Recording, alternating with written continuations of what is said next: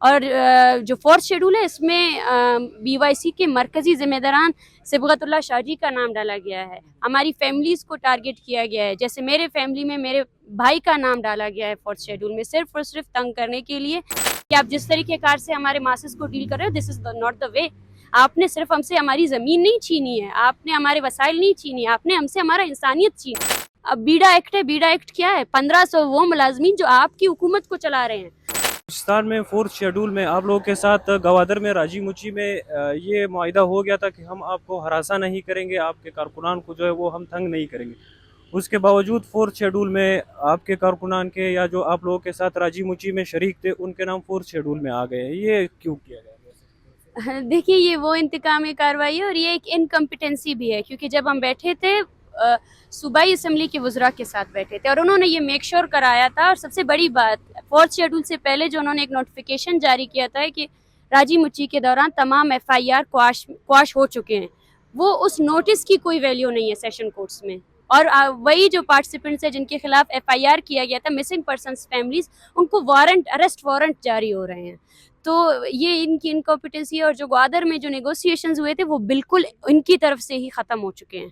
اور جو fourth schedule ہے اس میں BYC کے مرکزی ذمہ داران صبغت اللہ شاہ جی کا نام ڈالا گیا ہے. ہماری فیملیز کو ٹارگٹ کیا گیا ہے. جیسے میرے فیملی میں میرے بھائی کا نام ڈالا گیا ہے فورتھ شیڈول میں، صرف اور صرف تنگ کرنے کے لیے. اور اب فورتھ شیڈول کو بھی ہم نے بلسان ہائی کورٹ میں چیلنج کیا ہے اور اس کو بھی ہم لے کر جا رہے ہیں. لیکن اس سے یہ ثابت ہوتا ہے کہ یہ لوگ جو بار بار کہتے ہیں کہ مذاکرات کے ٹیبل پر کیوں نہیں بیٹھتے ہو، مذاکرات کیوں نہیں کرتے ہو، تو آپ خود دیکھیں کہ اتنا آپ اس کو اہم مسئلہ نہیں کہہ سکتے بلوچستان کا. یہ راجی مچی سے ریلیٹڈ مسئلہ تھا. آپ لوگوں نے وائلنس یوز کیا، وائلنس کے بعد ہم بیٹھے مذاکرات کے لیے، لیکن اس مذاکرات پر عمل درآمد کس نے کیا؟ مذاکرات کی جو آفر دے رہے ہیں جو لوگ، ان کے پاس اتنا اختیار ہے کہ وہ آپ کے ساتھ مذاکرات کر سکیں؟ دیکھیں ہم یہی سوال ان سے پوچھتے آ رہے ہیں کہ آپ کے پاس اگر اختیار ہے تو آپ سب سے پہلے مذاکرات تک چیزوں کو لے ہی کیوں جاتے ہیں؟ اپنا وائلنس کا جو اپروچ ہے اس کو چینج کر لیں. جب آپ اس اپروچ کو چینج کریں گے تو مذاکرات تک بات پہنچے گی ہی نہیں. ہم تو بیسکلی جو یہ ریزسٹنس ہو رہی ہے بلوچ عوام کی طرف سے، وہ آپ کی وائلنس کی اپروچ کی وجہ سے ہو رہی ہے کہ آپ جس طریقے کار سے ہمارے ماسز کو ڈیل کر رہے ہو، دس از ناٹ دا وے. آپ نے صرف ہم سے ہماری زمین نہیں چھینی ہے، آپ نے ہمارے وسائل نہیں چھینی ہے، آپ نے ہم سے ہمارا انسانیت چھینی ہے. ہمارا ہر شخص جو ڈی ہیومنائزیشن آپ نے کی ہے اس کے خلاف ہم سب لوگ کھڑے ہوئے ہیں کہ آج ہم ایز اے انسان دیکھ رہے ہیں کہ ہم ایز اے انسان ایگزسٹ ہی نہیں کرتے ہیں.